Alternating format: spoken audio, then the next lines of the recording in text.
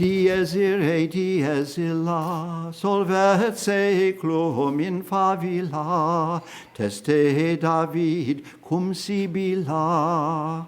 That's the beginning of the sequence for the Gregorian chant Requiem Mass. Now, in the Middle Ages, there were dozens and dozens of sequences which came before the Gospel, especially sung in Masses of great solemnity. But now there are only a handful left, including the Dies Irae, which is probably the most familiar and the most popular.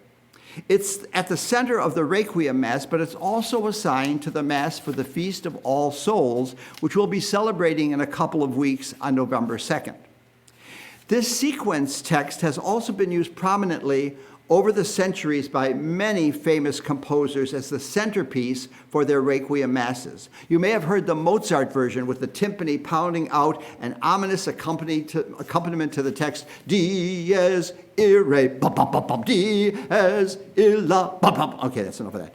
And then there's the Cherubini, the Berlioz, and the Verdi versions. No time to sing all of them here, however. Now, I mentioned this chant because it's all about the day of judgment, the final day, the day of reckoning. The opening lines of the text are threatening indeed. They say, the day of wrath, that day, will break up the world into ash, as testified by David and the Sibyl. Of course, this sequence is about the end of the world. And Michelangelo's ceiling painting of the Sistine Chapel comes to mind with its dreadful depiction of souls being cast into hell. But before that ultimate day comes, each one of us has our own day of reckoning, or days of reckoning, our days of judgment. Now, if you're a student, perhaps, maybe it's the day of your final exam. If you're a new employee, it might be the day your probationary period ends and you're called in for an evaluation to determine if you will be hired full-time. If you had some health problems, it may be the day you go in to receive the results of the test you've taken. For me, the day of reckoning came this past Monday, October 17th. It should have been last Saturday, October 15th, the day my 6-month extension for filing my income tax for 2021 ended. But since that was a Saturday, the IRS extended it to Monday. But that day inevitably came, as do all days of reckoning. Now, I don't know about you, but for me, April 15th is a dreadful day. Since it usually comes close to Easter, I use the fact that I'm so busy with Holy Week that it's an excuse for filing for an extension. But 6 months inevitably pass all too quickly. Now, I'm sure I'm not the only one who dreads tax day, and this phobia is nothing new. We can be certain that it was around even at the time of Jesus Christ. The Jews hated paying taxes, especially to the Roman Empire, and hated even more their fellow Jews who worked for the empire as tax collectors. So we can surmise that Jesus' choice of one of the two characters in today's gospel, the tax collector, was very intentional. Now let's look carefully at what Jesus is saying in this parable, which is contained only in Luke's gospel. First, Luke tells us to whom Jesus is addressing this parable. Jesus addressed this parable to those who were convinced of their own righteousness and despised everyone else. He begins by saying that two characters, a Pharisee and a tax collector, go up to the temple to pray. Now, Jesus' original audience would have instinctively compared them, thinking the first to be admirable and the second despicable. Pharisees were known for their piety.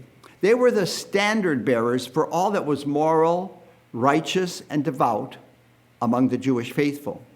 Now, Pharisees were laymen who devoted all their energies to keeping life as holy as possible. They took Moses' admonition to protect the law to the nth degree, observing and also expecting others to observe the most demanding requirements of the faith. This one in the parable is a Pharisee's Pharisee. He fasts and tithes above what is required. Surely his actions indicate that he is righteous, and he wants God to know it. The tax collector, or as he is sometimes called, the publican, is at the exact opposite end of the social spectrum, the most despised person in a Jewish town. Now, taxes were usually let out for bid, with the Roman government official specifying the amount that was to be collected from the Jews. The tax collector would then contract to pay that specified amount to the government, and what he collected above that amount was his to keep. So in Jesus' day, tax collectors were suspect on two accounts. First, for being collaborators with the hated Roman occupiers, and secondly, for overcharging their countrymen and keeping the excess profits for themselves. If you could ask anyone passing through the temple that day which of these two would most likely be pleasing to God, every single person would vote for the Pharisee. In fact, the Pharisee would vote for himself, and even the tax collector would vote for the Pharisee. But again, as he does so often in his parables, here is where Jesus turns the tables on his hearers and on us.